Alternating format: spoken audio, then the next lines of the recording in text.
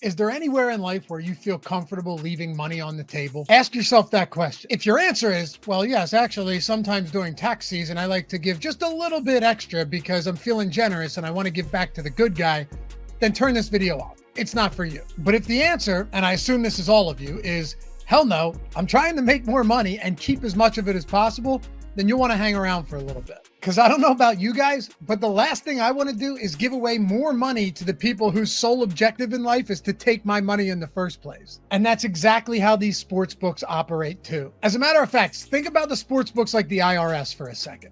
The IRS is taking your money one way or another. So the last thing you want to do is give them more than you have to. And if you're smart, there's tax breaks and loopholes that you can take advantage of in order to minimize your liability. And every single time you place a parlay, you're paying the sports books just for them to take your bet. That's exactly what the VIG is. And the books are always going to try and find ways to make you pay more than you should. Or really, just to find easier ways for you to lose your money to them. But here's the thing. There are ways to minimize that significantly and make sure that you're always on the right side of every single parlay you make, whether you win or lose. The only difference between the IRS and the sports books in this case is that when you do bet smart and those wins begin to roll in, the sports books have to pay you. And then of course you'll pay a good chunk of those winnings to the government, but that's besides the point. But seriously, think about this for a second. When you build out a parlay, how cognizant are you of the price the sports book is giving you? I mean, really, the chances are that the sports books are bending you over big time and you don't even know it. And they know that you don't know it. I'm going to give you a real world example that'll blow your mind. So I cooked up a 3-leg same game parlay for the Buccaneers-Lions playoff game the other week. And I was looking to parlay Baker Mayfield 275 plus passing yards,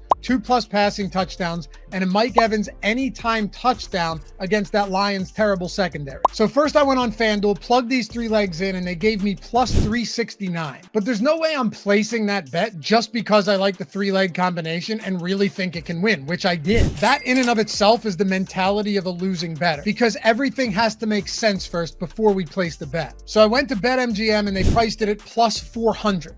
Not bad, better, but not great. Then DraftKings priced it at plus 550. Now we're getting somewhere. Finally, I headed over to Caesars, plugged those bets in, and they gave me plus 580 odds.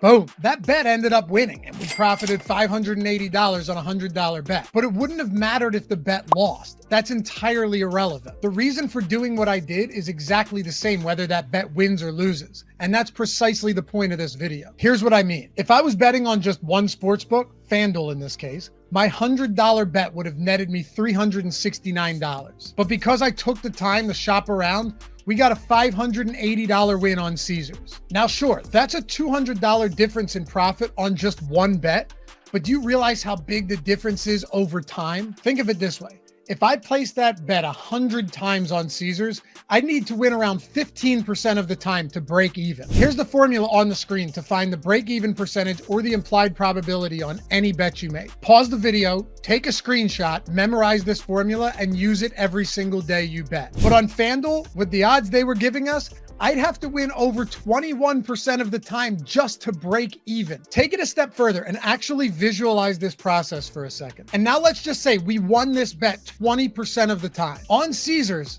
a 20% win rate would net you $3,600. Hell yeah. But on FanDuel, a 20% win rate would result in a $620 loss. That's over a $4,200 difference on the same bet. And I can almost guarantee you that if you went through your bet history right now, you'd find countless examples of parlays where you left hundreds, maybe thousands of dollars on the table from bets that you won or lost, because it's never just about one individual bet. It's about how much money you're blindly giving back to the sports books over time. All right, so that's the most basic way of looking at parlays. And truthfully, it will take you a pretty long way in not losing your ass, which is simply always making sure you're getting the best odds on every bet you placed by having access to as many sports books as possible. And if you're looking to get started on that, I tossed links in the description for all of the sports books that I think have the best sign-up bonuses right now. And I'll be sure to update all of that as the offers change too. But if you're willing to get into the weeds with me a little bit here, if you're willing to take your betting to the next level, there is a way of betting parlays that will make the sports books absolutely hate you. All right, so how does it work and why? Well, the sports books never want anyone to get over on them. That's a given, right? Or at least it should be. These aren't nonprofit organizations we're talking about here. They want to take your money. Then how do we get over on them, you may ask? By consistently getting closing line value on every single bet you make.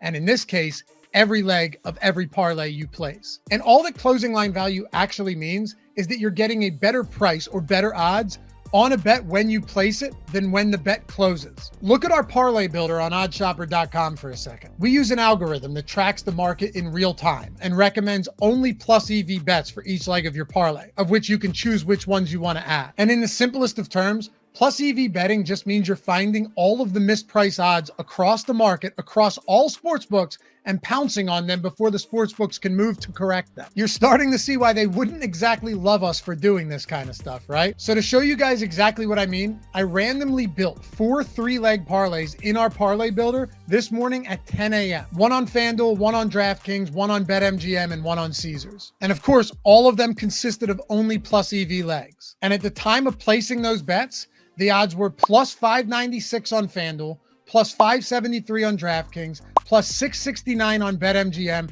and plus 781 on Caesars. Now, here's what I did. I came back about 9 hours later to check on the odds. And this is what happened. The odds on all of those parlays shifted heavily from plus 596 to plus 458 on FanDuel, plus 573 to plus 526 on DraftKings, plus 669 to plus 564 on BetMGM. And ready for this one? From plus 781 to plus 497 on Caesars. And you can see it on the screen. The time I placed those bets using the parlay builder and the time I recorded the new odds right before tip-off. That is closing line value. And we got closing line value on all of them. I mean, the parlay on Caesars would have been a $300 difference in profit on a $100 bet, just depending on when you placed it. And the best part is we didn't have to do an ounce of work. That right there is how it's done. And it's super powerful. Yes, the sportsbooks will hate you for this, but I promise you, we owe them no favors whatsoever. And at the end of the day, you'll never be consistently profitable without taking advantage of these types of edges in the market, because the sportsbooks pay people loads of money to make sure those edges don't exist. But this right here, this is how we beat them. And if you wanted to check our parlay builder out for yourself over at OddsShopper, I threw the link in the description for you if you wanted to poke around. But even if you don't, and you want to go about this on your own, just remember this: shop the odds, get closing line value, and make sure you're never giving your hard-earned money to the sportsbooks when it should be bursting a hole in your pocket, not theirs. So I hope this was helpful for you guys and can kind of open your eyes to an entirely new world of betting. A world where the sportsbooks make you knock before coming inside, instead of leaving the door open and rolling out the red carpet for their favorite cash cow. And hey, if you think this video was helpful, hit that thumbs up, tell your friends about the channel, and make sure to subscribe, and we'll catch you back here for the next one.